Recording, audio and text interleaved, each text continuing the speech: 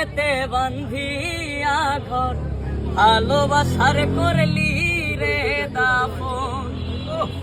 একটু তোর নাই রে মায়া পাশানে বান্ধা তোর হিয়া বুঝাইল তোর নিষ্ঠুর আচরণ। আমায় কইরা গেলি পর তুই বাঁধলি নতুন ঘর পর মানুষের হইলি রে আপন। আমায় কইরা গেলি পর তুই বাঁধলি নতুন ঘর পর মানুষের হইলি রে আপন।